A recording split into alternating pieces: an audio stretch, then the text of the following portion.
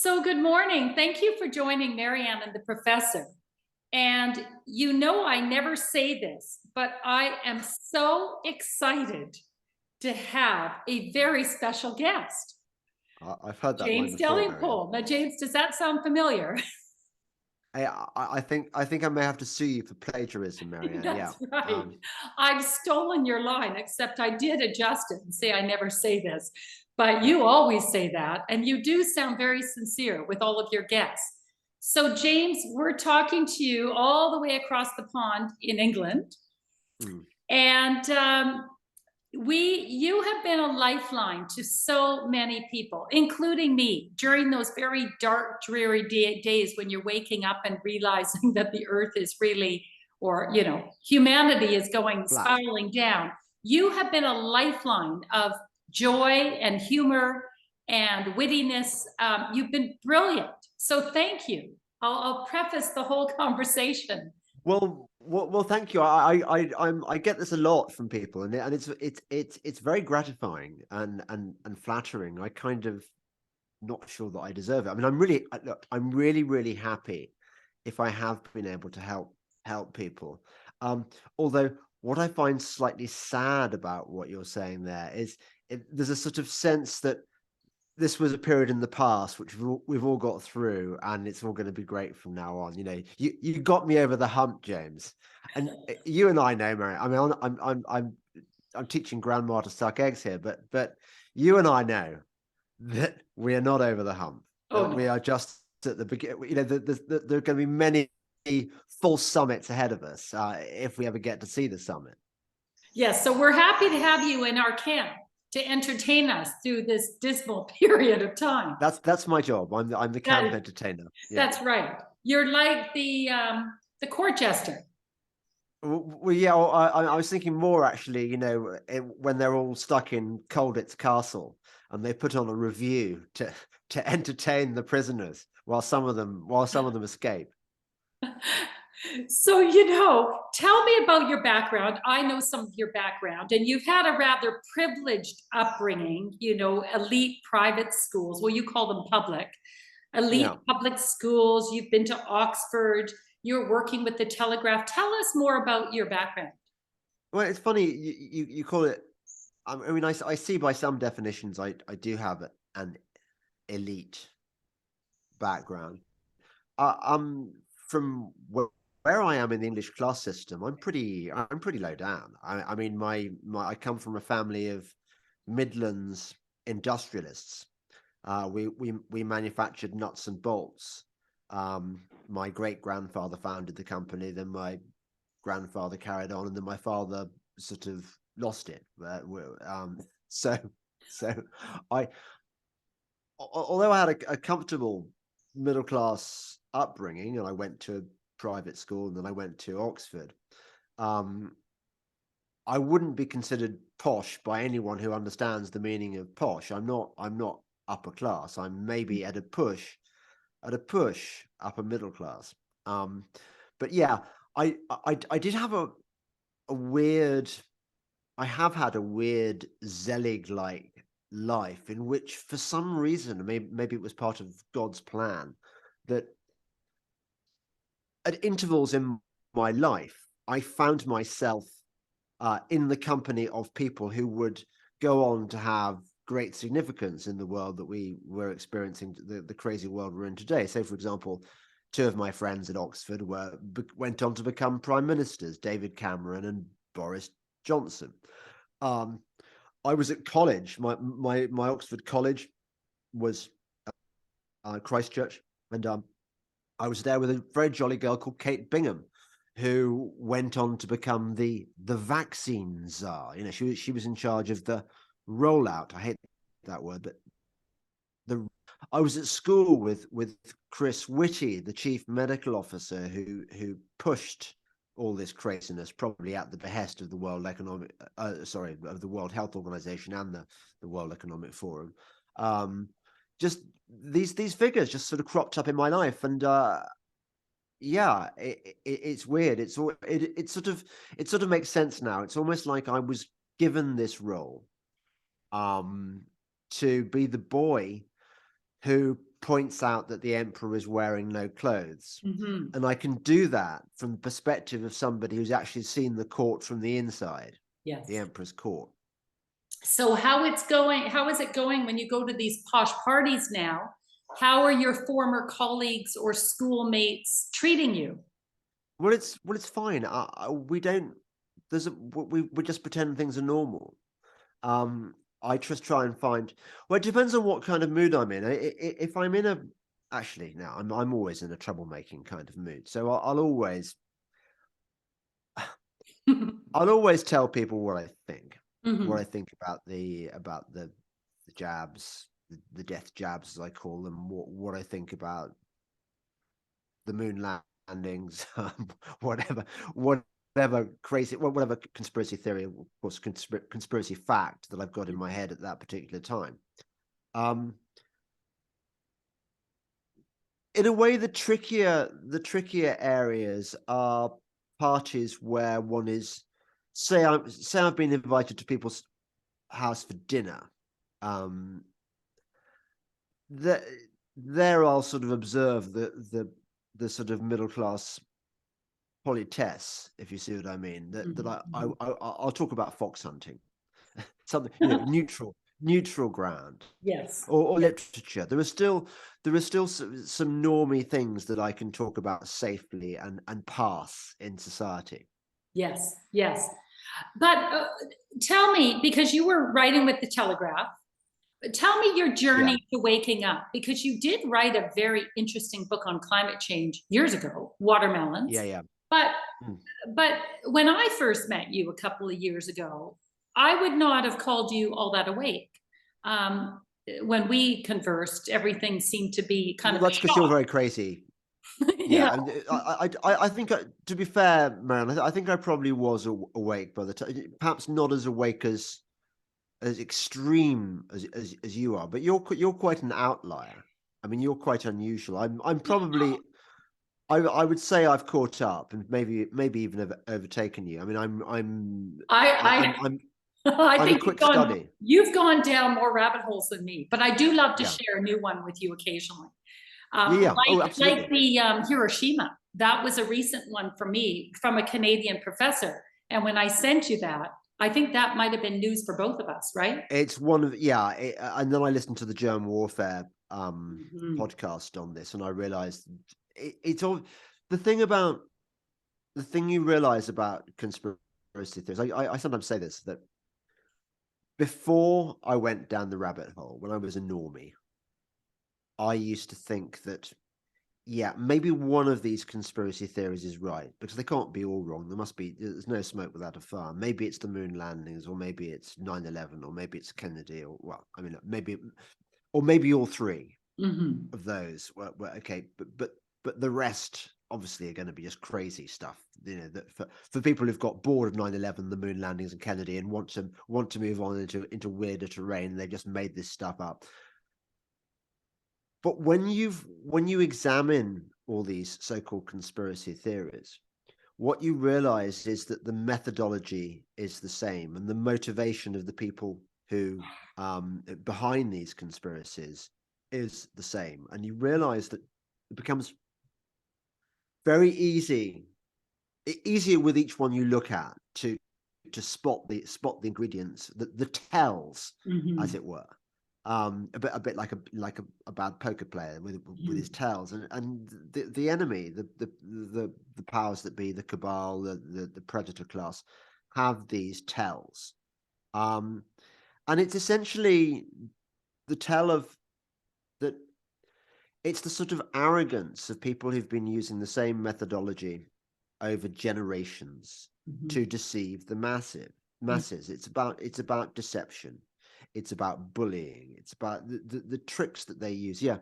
So as soon as I was exposed to the nuclear weapons hoax, or at least the Hiroshima Nagasaki hoax, uh, it didn't take me long to suss out this is another true one. Yeah. That they hadn't got the atom bombs ready in time, despite all that money. I mean, maybe it was like the moon landings project. They've spent all this money and they realize they're not going to get anywhere, so they've got to get some bang for their buck. So they have to make it up. It was like a dry run for the moon landings, which didn't happen. So was there a defining moment for you that you remember thinking, oh no? Like for me, the defining moment of looking at the world differently was 9/11. What was your defining moment? Was Well, you it see, COVID or was it well, before that? yeah. So as you point out, I had my semi awakening with the um it was like my sort of my dry run with the whole climate change thing, and I started looking into the environment and the environmental movement and climate change because I'm interested in nature. I had a quite interesting upbringing in that um, my father was a hobbyist. My father was a serial hobbyist. He was into racing cars, and then he was into guppy breeding. And I'm digressing here, but we'll come around to it. So he bred guppies, and that in itself was quite interesting because guppies have quite a brief life cycle. It means that you can isolate mutant strains and breed them with other guppies to make them permanent mutations.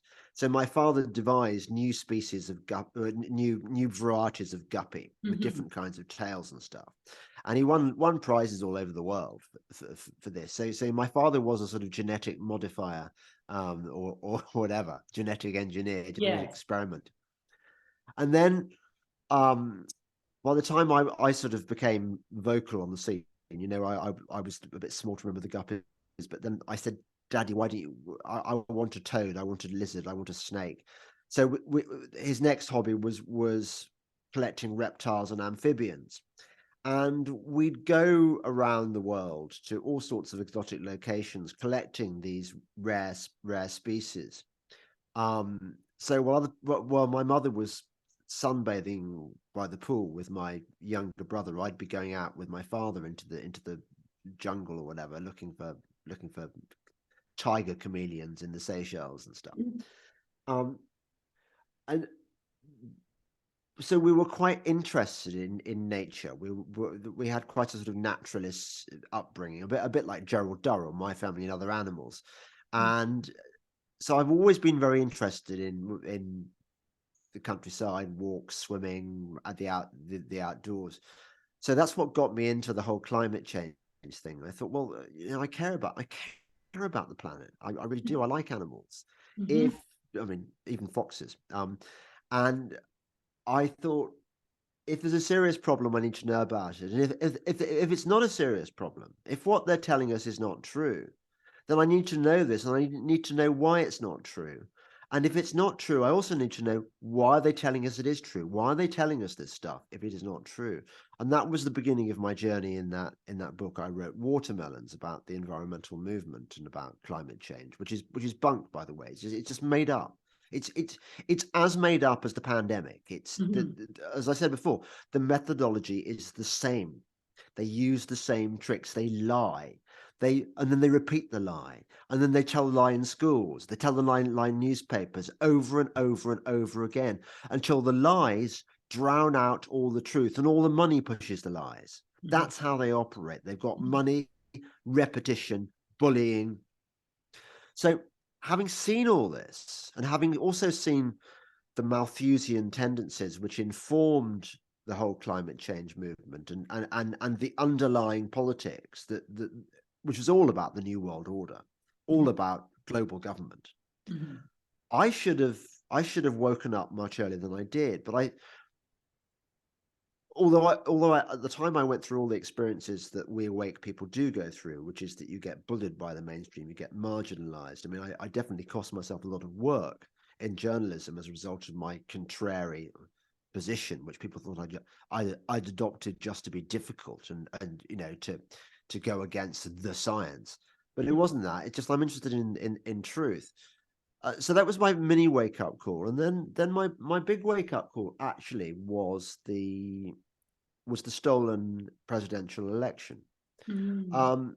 And the reason it was a wake up call for me. Well, obviously, I'd been brought up to believe that America was the leader of the free world, and that the land of the free, home of the brave, and that it was a model democracy, that the Constitution would protect them from everything, and yada yada. Second Amendment, First Amendment.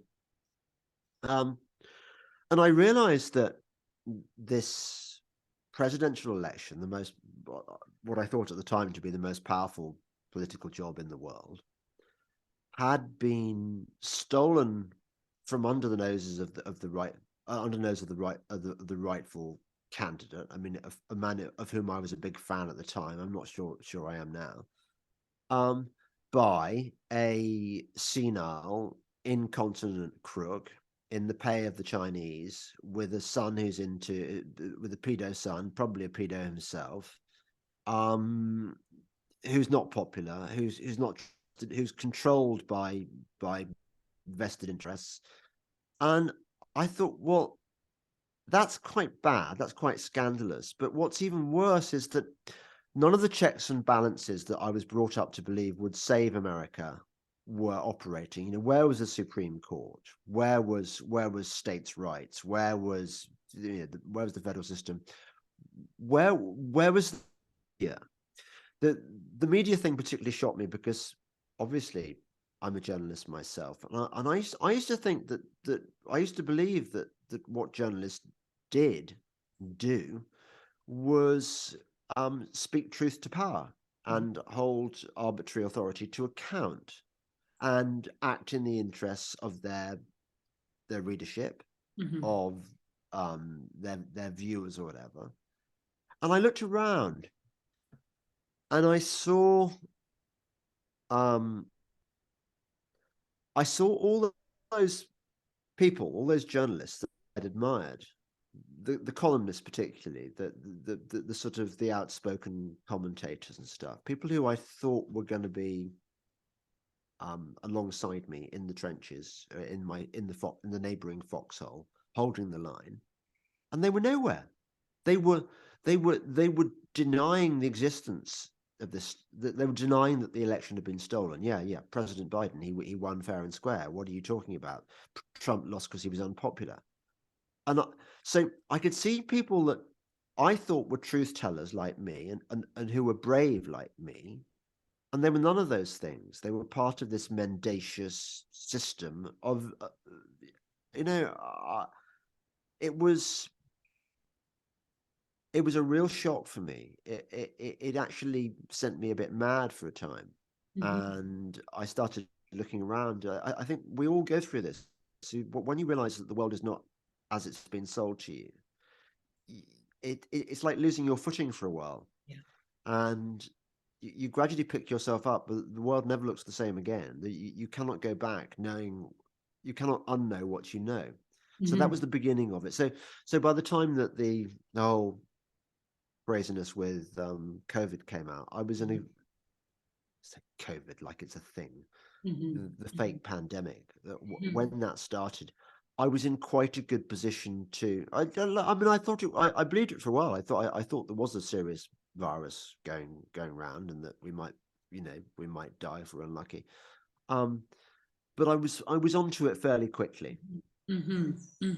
So when you contacted your former colleagues and challenged them, what kind of response did you get from them? If off the record you're chatting with them, did you get the impression they were buying the lie, or did you get the impression they'd been bought off?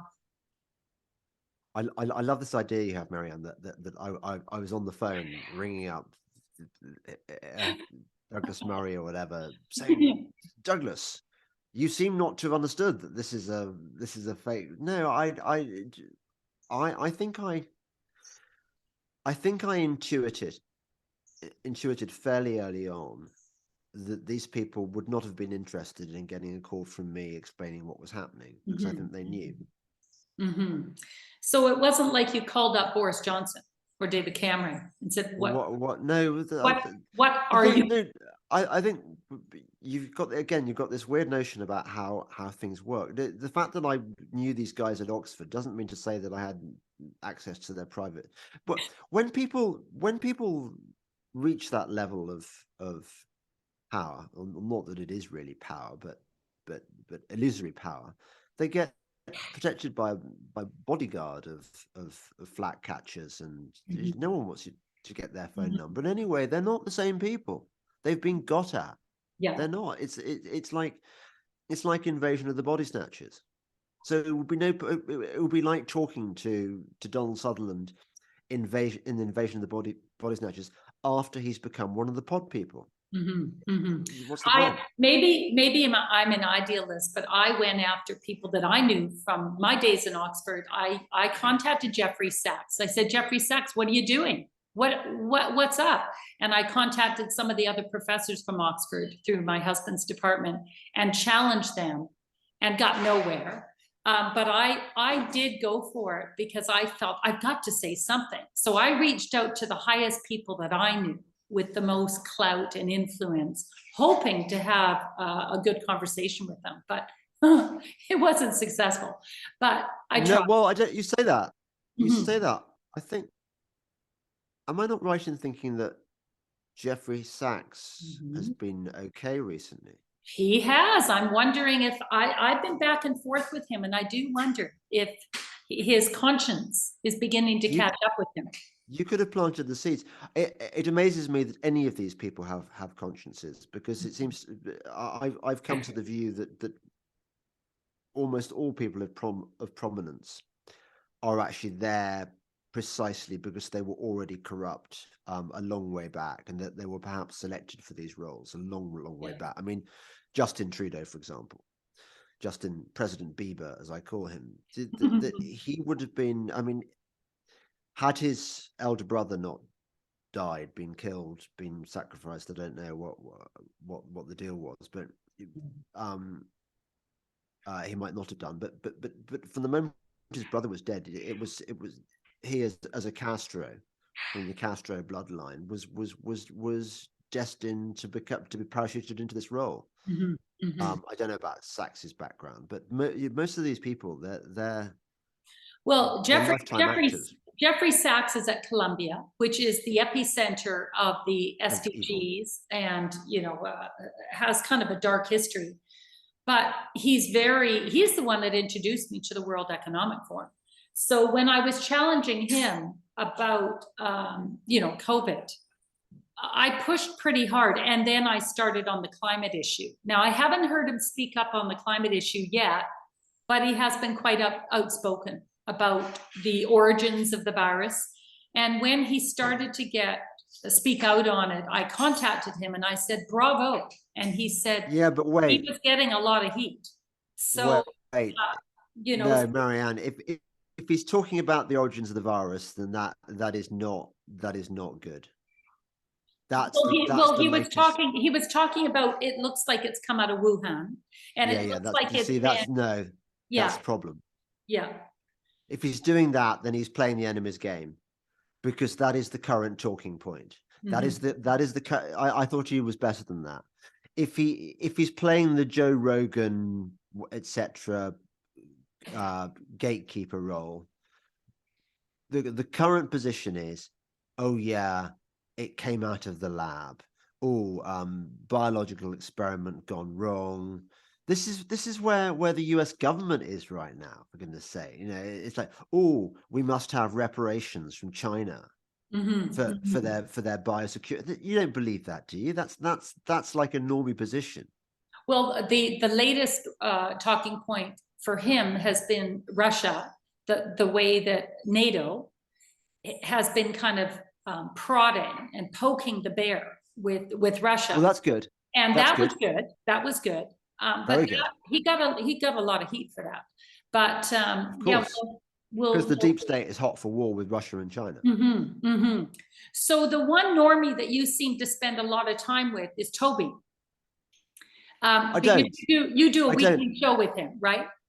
So I spend an hour a week with Toby online. Right. I never see Toby. No, but you poke the bear with him quite a bit. Well, I think it's performative that we. I mean, I'm not saying that he doesn't hold his position sincerely, or maybe I am. I mean, I think he's got real problems with his ideological position. Mhm. It's not intellectually consistent what he says. No. But for better or worse, yeah, what we do is play out a scenario that I think is being experienced in households around the world, where one of the partners is a normie and the other is down the rabbit hole. One person is jabbed, the other person is not jabbed, whatever. There are all kinds of divisions over everything from Ukraine to whether 15-minute cities is a wonderful idea that will help make us build, have local communities, or whether it's a kind of evil globalist plot. Certainly the divide over was COVID a kind of real thing, or was it just the invention of an evil predator class designed to push these death jabs on us? Exactly. So I'm it's a conspiracy, and Tobes is, no, it's just a cock up. Yeah. I think his position is looking pretty feeble at the moment. Yeah. I know. I find that cock up explanation or excuse I find particularly damaging and annoying, because it dismisses a lot of the intent. Well, I think you're right. Yeah. I think that's why they call it gatekeeping. Mm-hmm.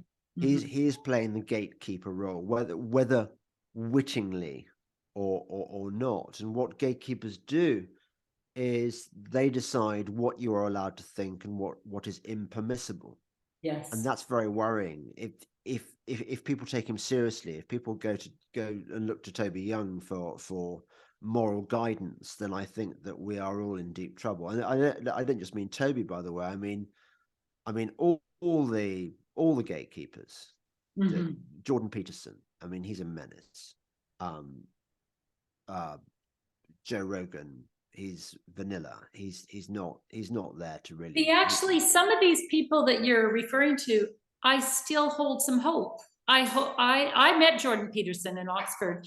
I hope that he is sincere in his effort to launch something that is more palatable than the World Economic Forum. It's rather lofty, rather optimistic, but and I hope maybe I'm idealist. I hope that when I go into my garden after this, I'm going to see a unicorn with a lovely rainbow round its horn. And it's going to take me on a magical journey to another land, and I'm going to harvest golden drops of. You're down the rabbit hole more than me then, because also, well, no, it's not. Do you know what? Joe Rogan too. It's really not. Well, yeah, well, you really are a normie cuck, aren't you? No, thing is, Marianne, it's not like that.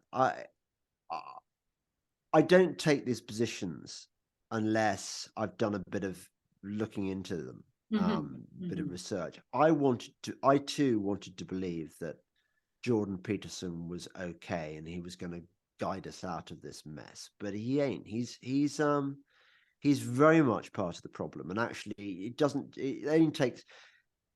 only takes half a day's research into Jordan Peterson to realize that the guy is dodgy AF. He is. You should read Vox Day's book on the subject. He's a liar. He's lied about his background. He's lied about his IQ. He is there to contain angry young men and distract them from being angry about the things they ought to be angry about, and instead go, look, here are some precepts. Here are some precepts I've cobbled together.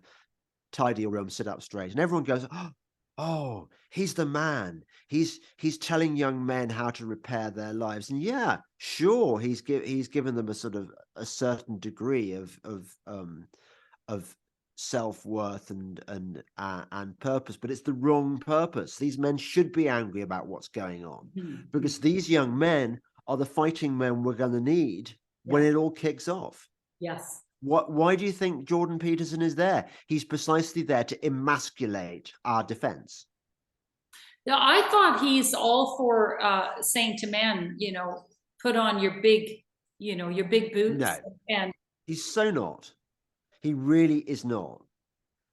You see, that this is the thing. I'm sorry, I'm getting slightly annoyed with you because You've been earlier on. You were sort of boasting about how you were way ahead of me. You got onto 9/11, And and now, here you are.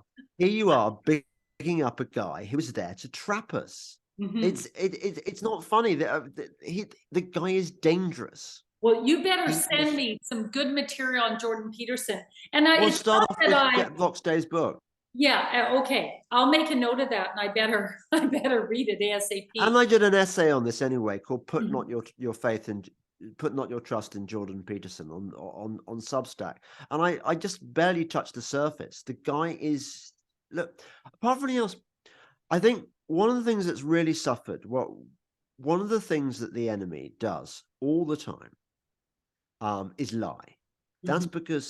because ultimately the person controlling these people is the prince of lies, and Mhm. they cannot tell the truth. They cannot tell the truth. I mean, they might occasionally let something true slip out for the purpose of of the broader deception, but generally, deception is their trade. So Mhm. a guy like Jordan Peterson, who lies Mhm. routinely about his past, about his achievements, about his trajectory, and so on, why would you hold that guy up to be somebody that you should respect, who's one of us? He's Yeah. not. Yeah.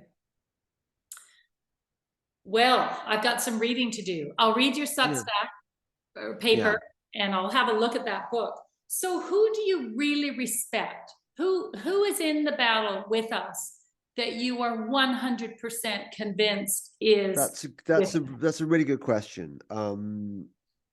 They're often people that you've um not necessarily heard of, because almost the people who rise to positions of global prominence are suspect. Mm, They're they're controlled opposition. They've mhm, been. I mean, Joe Rogan would be a classic example of that. You mhm, you you wouldn't get to that level. They would not allow you to get to that level if you were not useful to them. mhm. It's like Alex Jones. I mean, duh, he's not. Okay, there's some good stuff he comes up with, which is true, but there's a lot of horseshit. I mean, I'm sure that there would have been a time in his past where he got given the talk. If you want Mhm, to survive, Alex, if you want to go on living, mhm. you've got to play our game. Um, so I mean, Bob Moran, the cartoonist, he's Mhm. fantastic. Um, uh, I mean, I did a podcast. Well, a lot of people I have on my podcast Yeah, but some of the bigger figures like Robert Kennedy Jr. no, I don't. I like his book. I don't trust him. You don't Um, trust him. well, he's See, a maybe Kennedy. I'm naive, but Yeah, no, these he's a are, Kennedy. but I don't expect perfection. I think there are going to be certain characters who have some crevices, but I think they're in our camp, but they're far from perfect. So No, I well, would no, but say hang on. Robert Kennedy. We're Uh-oh. not talking about doesn't put the toilet seat down after he's had a piss. We're not talking about, forgets to write thank you letters now and again. I mean, look, we're all allowed those. I'm talking about, are they really trustworthy, and are they really working for us? Mhm. Look, it's entirely possible that Robert Kennedy is. I mean, his book on the history of the AIDS and the first sort of Fauci fake pandemic. Well, it wasn't a pandemic, was it? But The real Anthony Fauci. That's a powerful book. is that what it's called? Mhm. Yeah, yeah. I mean, it's a very dry read, but it's packed full of fantastic information. Yeah, I mean, look, I when I if this is a battle, I would expect Kennedy to be going forward as one of the standard bearers with his with a maybe the left wing of the cavalry, or something like that. But at the same time, I would be prepared for it suddenly to be discovered that he's a turncoat, and actually Mhm. he's charging our own people. Uh, it's very, very hard to know who to trust. It Oh, really is. I agree with you, and I feel like we need a healthy dose of discernment because it is very, very difficult to wade through, who we can really, really trust. And there are some people that I 100% know. For example, I know that you and I are in the same camp, but there's not too many people that I trust implicitly. No, I mean, Mark Stein, I think is one of us. You know, your fellow Canadian. Yeah. But it's like these times have revealed how many people are part of the beast system, have been either just been deceived out of their innocence and gullibility, if you want to be rude about it, but I mean, I think innocence is probably a better word. And people who have actually chosen to follow the path of unrighteousness, the way of the ungodly. And we know what happens to the way of the ungodly. Those who go in the way of the ungodly, they shall perish. Yeah. Well, you know, you've entered into a topic that I wanted to ask you about, your faith. You talk a lot about it. And from what I understand, you found your faith during this crisis. Is that right? Yeah. Yeah. Well, I think that this is actually quite a well-worn path. That once you realize the scale of the deception which has been practiced against us, your initial response is, but everything I believed is an illusion, and we've been lied to, and the bad guys have been making the running for so long. And you go through a period of despair, and then you think, well, okay, who's ultimately behind all this? I mean, this is really, really evil. Like, and who's the evilest person in the world? Why, it's Satan, the devil. And who made the devil? Who made all of us? And suddenly you feel a sort of sense of warm reassurance. And I don't think it's a crutch. It's not. I've never felt that at all. I think it's mischaracterized by people who've been fooled into atheism by the culture, which is very tempting. It's very easy to be an atheist now. It's very easy to be cynical. We've our whole education system, our whole media system. It's all geared towards entertainment system. It's all geared towards persuading you that God is just kind of one of those things that people used to believe in the our superstitious past, when they knew less than we do now, when they were less rational, before science came along and science rescued us from superstition. So it's very easy to fall into that trap. But and to buy arguments, of which there are many, but one is that we invented God in order to cope with, and the afterlife, in order to cope with our despair at the fact we're all going to die. And I don't even question my faith. To me, it's obvious.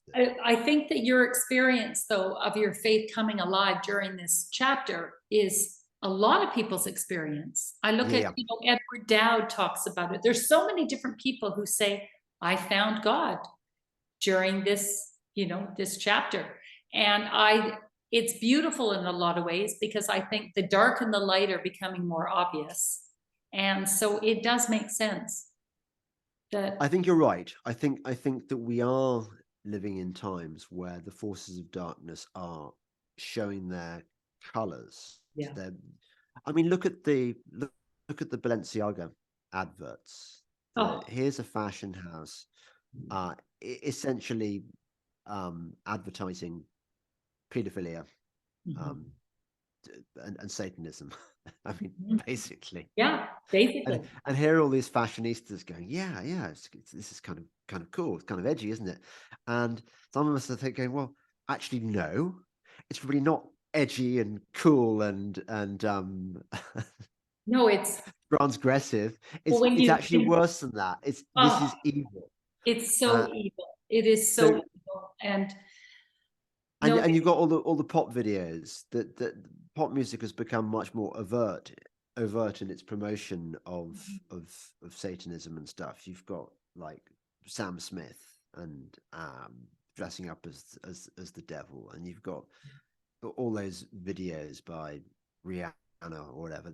They're pushing this stuff on the children, and it's so blatant now. So the dark side is showing their colors, but at the same time, inevitably, there's been this countervailing response where a lot of people are suddenly going, hang on a second, this stuff is real, and I don't want to be on that side.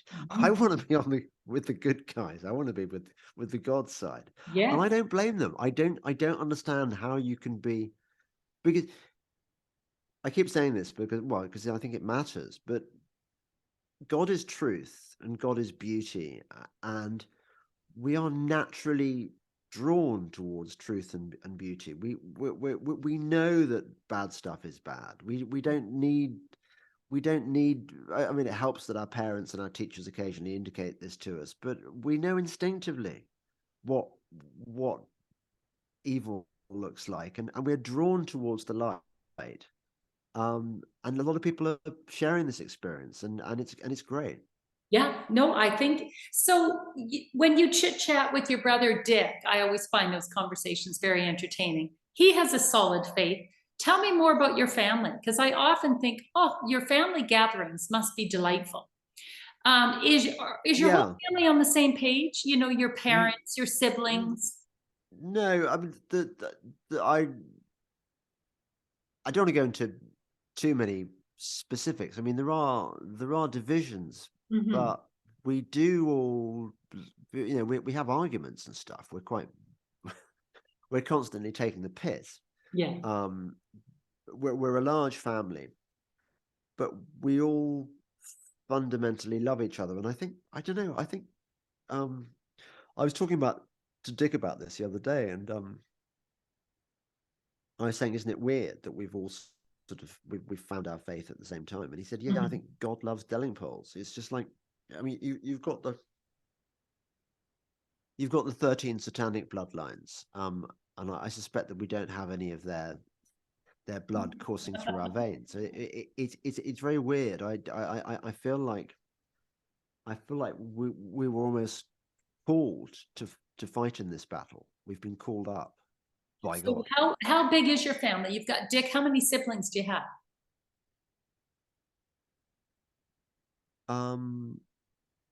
Well, when we were growing up, there were 7 of us living in a house, with halves and steps and things. There were 7 of us living in an old rectory. So, yeah, I mean, it was pretty chaotic. We didn't need to have friends to come and stay, because we had you've got your entertainment. You had your entertainment built in. So when you're having, because you allude to these family gatherings quite often, and I think, oh, they sound like so much fun, but not everyone is on the same page. No, they're not. But we find things we have in common. I mean, we don't argue about them. Yeah, there's no point. And your mom and dad, are they on the same page? Yeah. See, that's lovely. It is good. I mean, they're all jabbed, but I mean, it was hard for them not to be. The pressure that was put on old folk, particularly, by their peer group, actually, as much as anything. My mother would never have got away with going to the golf club if it had become known that she'd been unjabbed. And that's her life. She loves playing golf. And of course, at the time, there was much earlier than there was much less awareness than there is now. Yes. I mean, that's not to say that I didn't plead with her not to get the jab. Yeah. But at least you're still gathering as a family, and you're able to put some things aside and just enjoy each other's company. Yes, I suppose that's true. I suppose the Sunday night, I picture Sunday night dinners with roast beef and Yorkshire pudding. right? Well, we don't really do that. It's sad. I mean, if we did that, we'd probably do it at lunchtime rather than because that's Sunday lunch you described, rather Yeah. than Sunday.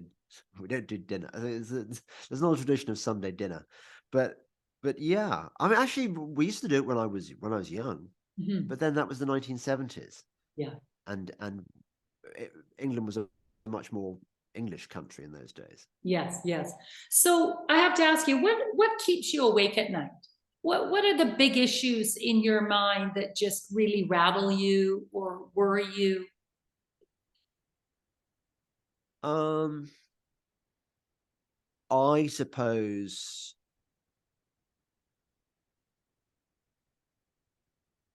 the one that worries me most is that I think that the fighting age young men who are being um, coming across in rubber boats are actually not immigrants, not economic migrants. They are actually a paramilitary force which is being installed in hotels around the country and fed at taxpayers' expense and possibly having some form of training, and that they are there to contain the populace when it all kicks off, Mm, when people finally realize that they are about to be turned into slaves of the system and they don't like it, and those are there to crush the rebellion.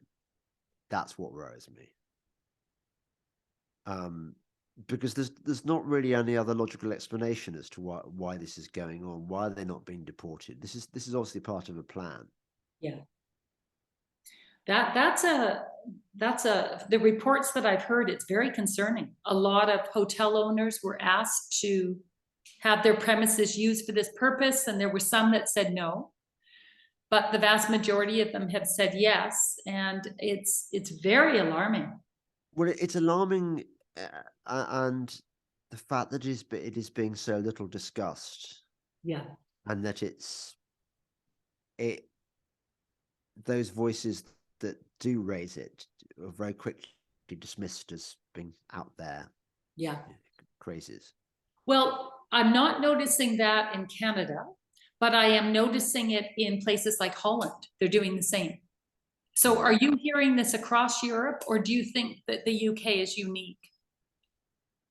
I well, Because we're not seeing the immigrants housed in Canada in the same way, but I'm hearing yeah, but reports. you've already got so many immigrants. I We mean, do. you're already owned by the Chinese. The Chinese military trained with our military, so we're already so far You're gone. already there. We're They don't already even there. need bother We because don't need to you are import anyone else. No, we've got exactly. plenty. But do you think the phenomenon of what you're seeing in the UK is happening all across Europe? Well, I haven't.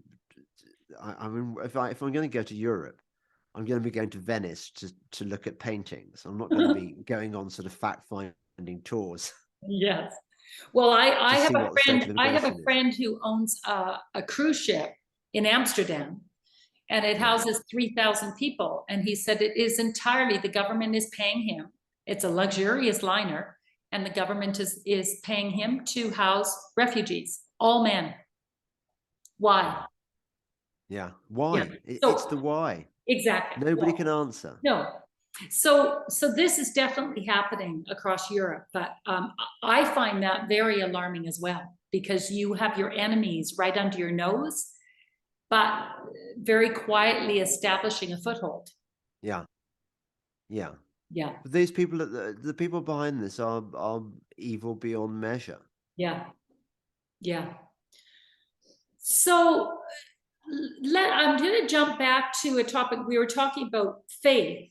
And I was intrigued with you and Lawrence Fox were talking and talking about end times, and he's more optimistic, I think, than you. But you were talking about the end times. What do you think they're going to look like? Because he feels like we're going to pull ourselves out of this. And I think that you have a more grim outlook, but give us your best estimate of what's coming down the pipe here. Oh, I try not to make predictions, and I try not to dwell over much on the future. I think I think carpe diem is quite important. I mean, I Mhm. was I was talking to this. I was talking to one of my fellow Christians and fellow freedom fighters the other day, and she was saying, well, of course, what we should really be doing is getting down on our knees and praying for mercy, and yet here we are partying, and I was thinking, actually, maybe the theory of what you're saying is biblically correct, but actually I think we are doing the right thing. I think that we were given life. Mhm. We should enjoy it while we can. Mhm. I I feel that I'm doing my job. My job, I think, is that we're in an information war, Mhm. Yeah. and my job is to disseminate information to wake people up, Disseminate truth, to which, disseminate truth, yeah. and both about what's happening in the world and about our salvation. But that ain't going to stop me hunting foxes. Yeah. You know, I just think, and or going on holiday. I think Mhm. you can't. Well, there's that. I'm having real trouble at the moment reading the epistles. I find Paul quite achingly dull at times, almost enough to put you off Christianity. Mhm. But occasionally in the epistles, like that famous the line from Ephesians, we wrestle not against flesh and blood, but against principalities, against powers, against the rulers of the darkness of this world, against spiritual wickedness in high places. And you think, yeah, you nailed it there, Paul. And there's another one, isn't there, where he urges, is it Thessalonians, or I forget, where he urges his readers to not think about bad things, but to keep thinking about good things and nice things. And that's Mhm. what, and I think that's what by and large we should be doing. I don't think we should be going, oh, what are those people in all those, what are those immigrants in those hotels going to be doing? How are they going to kill us with their machetes? Or, or how bad is it going to be when we've just got to kind of concentrate on good health, good nutrition, trying to get some chickens, learn some gardening skills, form networks, make friends, that kind of Mhm. thing, and be happy. Yes. Be Yeah. happy. Be Yeah. optimistic. There's no point. If these are the final days, there's no point in making it dreary. We might as well have fun. Yeah, and then we've got the afterlife, which is going to be great. So Absolutely. so Absolutely. So we may or may not be in the end times, but I guess we shouldn't dwell on it all that much. It's out of our control anyways. And yeah, I mean, I do want to do some podcasts on the end times. I mean, I'm particularly curious about this thing which some people believe, where the rapture, where we get. I mhm, I can't see that happening, but who mhm, knows? mhm. Be nice if it does. Wouldn't it be nice to get plucked out of here when things really get ugly? Yeah, And like a sort of like the sort of helicopter in Saigon, the yes, 73 or I whatever. quite like that. But so I have to ask you, what's your biggest pet peeve? And I'm going to guess it has something to do with smoking. I laugh every time you talk about smoking, the real agenda behind the anti-smoking campaign. And I think you're right, because I don't think the powers that be really do care about your health. But They don't. smoking has a bigger place in society. I what I've realized is that there is always how they roll. We talked about they using the same methodology, the same tried and tested techniques, because they work, and because also the people responsible for them are lazy and Mhm. unimaginative. Um, they will always give you the official reason. There's always an official reason, nice sounding reason why they're doing something. And Mhm. it's designed to fool the normies into going, yeah, that's a good reason we should be doing this, because it's about our health. And then there's the real reason, and it applies to smoking. It applies to the war on hunting, the war, the war on cars. And the official reason is smoking is bad for your health. And we care so much about your health that we're going to stop you doing this thing that you want to do. And, hunting, it's like, we care about animals have feelings too. Look at this tame academic we've got in Australia, Peterson, who tells us that apes are as clever as humans, and they feel that animals just and cars are really, really bad for the planet. They're going to kill the planet. So that's why. And then there's the real reason. And the real reason is that they hate people gathering together, having a good time, having a chat, which is what smokers tend to do. Smokers are gregarious. The best conversations you have are the conversations you have with smokers. That was why they banned smoking in pubs, because they didn't like the fact that people were going to pubs and having pints of beer and talking and having cigarettes. So they targeted the most gregarious, socially active people, who were the smokers, and they said, right, we're going to make it so that you can't enjoy your pint in the pub anymore. You've got to go outside. So that's what they did. They went outside and still had these good old chats. They realized, no, it's going to get worse than that. We've got to make it so you can't smoke outside either. Which makes absolutely no sense. No, it makes no sense at all. Yeah. So that pet peeve of yours, it really got me thinking. I think you're right. I think you're absolutely right. It's a vice, like so many others. I'm sure it's not particularly healthy, but I can think of a lot of other unhealthy habits that the government condones, i.e. sugar consumption. So there's I think you're bang on that.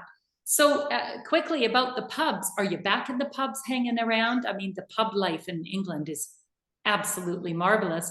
Are you in the pub on a regular basis?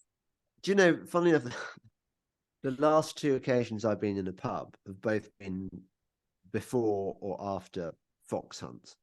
And both on both occasions the pubs were absolutely rammed to the gills with hunting people.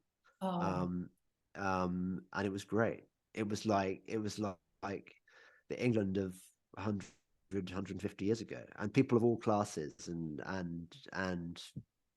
backgrounds, and just having a good time, a good social time. Well, like you can tell every time you post a picture of yourself on a hunt, you are grinning ear to ear. Your eyes are sparkling. It looks like your number one favorite activity. I like horses, and I like being with people on horses. That we're all. It's like a kind of mobile cocktail party. When you're standing still, when you're waiting for something to happen. But then when it takes off, it's the most intense adrenaline. It's like an acid trip. It's hallucinogenic in its intensity. But you're not on drugs. Well, you're on adrenaline and alcohol. But it's you've got that added element. You're with your mate, who's between your legs. Your horse, and you're in this one together. I mean, it really is. It's like becoming a centaur. You are united with your mount, your horse, and that you depend on each other, and to have that bond with an animal is something. It's a privilege, and to be surrounded by the most beautiful countryside maybe in the world, and with people and animals who are enjoying this as much as you. Even the fox, I have to say, they've got it completely wrong. As they always do, because these are Soros people. They're not. It's not. It's all whipped up. The anti stuff. It's people. They mislead people into thinking what it's about. The fox is the cleverest in the hunt. The fox is the cleverest animal. The fox is wily. The foxes are famous for it. It's what they do. It's they outwit you. So the fox is way cleverer than the hounds. The only fox I've never ever seen a fox get got. That's interesting. I didn't realize that. So it really is the chase, and you're actually providing some entertainment for the fox. the fox, the only foxes that ever get got are sick, wounded, or diseased, or old. The other ones get away. I mean, Yes. because they can outrun, and they can outthink the hounds. I mean, obviously, it does have a function of pest control. It is a fact that the fox population in hunt country is always healthier than it is in areas where no hunting takes place. It's because the diseased and the sick get taken out of the equation, but the healthy foxes get they get away, but also they get spread out, so that you haven't got an area of country supporting too many foxes which it can't support because there's not enough food. Yeah. So it serves a kind of an environmental function as well, as Absolutely. well as helping. That's right. You're helping nature along. You're calling out the weak and keeping the bloodline or the genetics line good, strong. But also, what you are doing is getting rid of the foxes which have no option because they're sick of coming in to prey on captive on hens in coops and stuff. Right. Yeah. You don't want those because they're a pest. The fox hunting is a massive passion. What else do you love to do?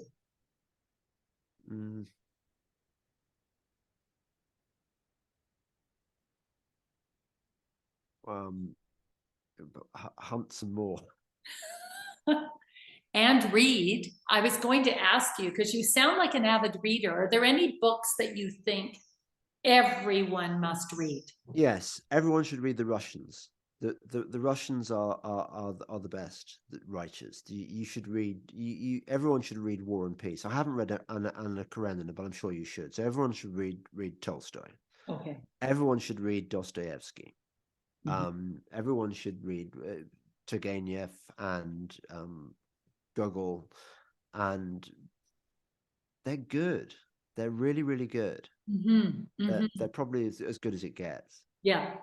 You're often alluding to different books that you've read, and you're very well read. But no, that's good. You should almost well read-ish. I mean, you could have like Bill Gates has his reading list. I think that James Delingpole should have a list as well. Yeah, maybe I should, but I find,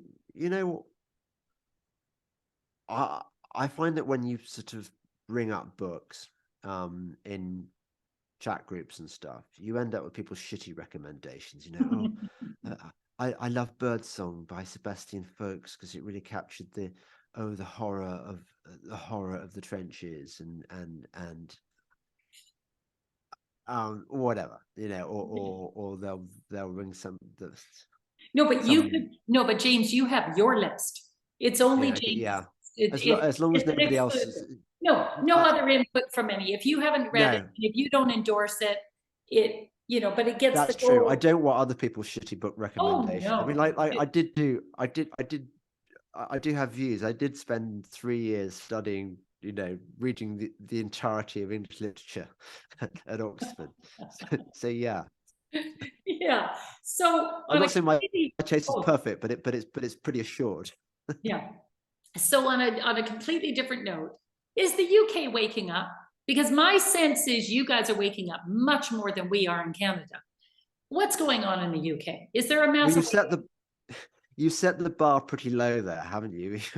Canada. I mean, yeah, probably we're better than Canada, Marianne, but I'm not sure that that's much cause for optimism. People are probably waking up. I don't know. You're not noticing a massive shift. I don't know. People, I know. I say that one should be positive, but it doesn't feel like it. I get a very good response to my podcasts, put it that way, and but are my numbers picking up? I don't know. I get about 30, a solid 30,000 listeners, viewers per episode, maybe more. But I'm not getting 60,000. I'm not getting 600,000 yet. Not yet. Hey, by the way, if I did, I think they'd close me down.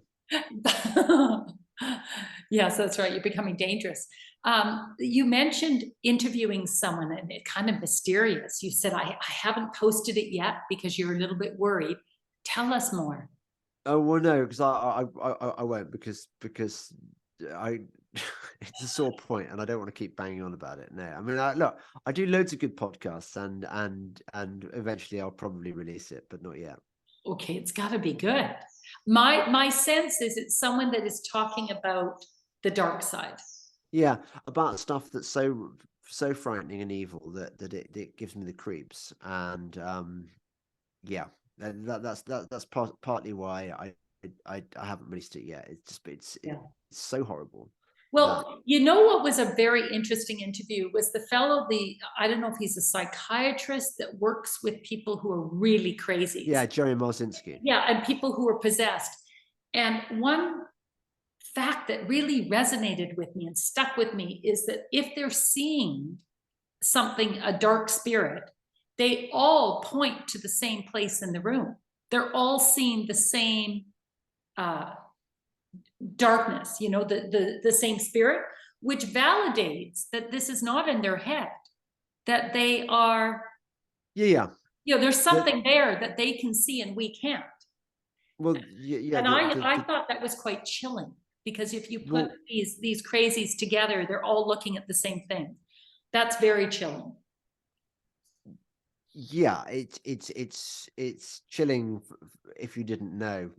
If you I mean, I'm very comfortable with the idea now that demons exist. But I used not to think that. But Jerry Marzinski's podcast that I did two with him were what absolutely clinched it for me. That the voices in the heads of schizophrenics are not auditory hallucinations. They're not stuff that their weird mind invented. They are demons, and probably they did something in their lives that made them vulnerable to these things, whether it's drugs or despair or inviting the devil into their life or whatever. They made themselves vulnerable to these entities which go around looking to prey on us, and I think we're all vulnerable to them to a greater or lesser degree. But the thing that Marzinski said, which I found very comforting, was that these things really hate the 23rd Psalm. And there are incantations in other cultures that, for example, in Islam they call these creatures the jinn. You know, that's where I get the word genie from. But they are the same. They're the same entities, and there are Islamic holy texts that you recite to get rid of them if you're a Muslim who is being assaulted by these things. But yeah, for us Christians, we've got Psalm 23, which they seem particularly to dislike. And I love the idea that something as simple as a kind of a poem from, I don't know how many years ago, 2,500 years ago, has the power. In English translation, because I don't know what the Hebrew is. To ward off these entities. Yeah, it's comforting to know ultimately God's in control here. Well, they rod on my staff, they comfort me. Yeah. Yes. So when are we going to see you again in Costa Rica? Listen, We'd love to see you again. I love Costa Rica so much, and I would very happily come back. It's I don't know. I don't know when I'm coming back next. You're always welcome to visit us, and I found out some really interesting intel recently. I've been asking around a lot with the Ticos here as to what portion of the population is awake here, and it seems to be about 50%. 50% of the people here are not vaccinated, from what I've gathered. Asking, how did they manage that? Given that there was a massive vaccination campaign. There was an attempt, but people said no. A lot of Costa Ricans live rurally, and they're very intuitive. They don't trust the government. and they were seeing people drop dead or become very ill, and they responded to that. So in our experience in asking around and all the TICOs that we've met, 50% of them seem to be unvaccinated, which is incredibly encouraging. That is very encouraging. That's not, well, I mean, we're not as good as countries in Africa, but hey, I'd say that's these are the kind of neighbors that you want to have when things are getting precarious. You want to be surrounded with people who are of like mind, and it wouldn't be hard to find them here. That's good. And the people who are moving here are also of like mind. So well, you've lucked out there with your choice. Yeah. So please come. So listen, James, how can people follow you? We all know about the Delingpole, but is there anything else that we should know? Well, I do post up the occasional article on Substack. Well, they go to on all my my Patreon and Subscribestar, Substack locals. Okay. And I mean, I'm a pretty good writer. Oh, you're a brilliant writer right away. I think that you're incredibly good interviewer. I love your podcasts, and I keep up to date on them. They're just a breath of fresh air. Well, thank you. And I love your writing. I prefer actually your podcast because I love to see your expressions. I love your giggle. I love the way you frame things. You just have a very unique way of addressing issues. And no, you're brilliant. I think if we could clone you, we would. But I'd just say do more podcasts. Yeah, okay. Well, all right. Just for you, Marion, I will. Yeah, and also I love your chin wags with Laura Parents. I've got one tomorrow, I think.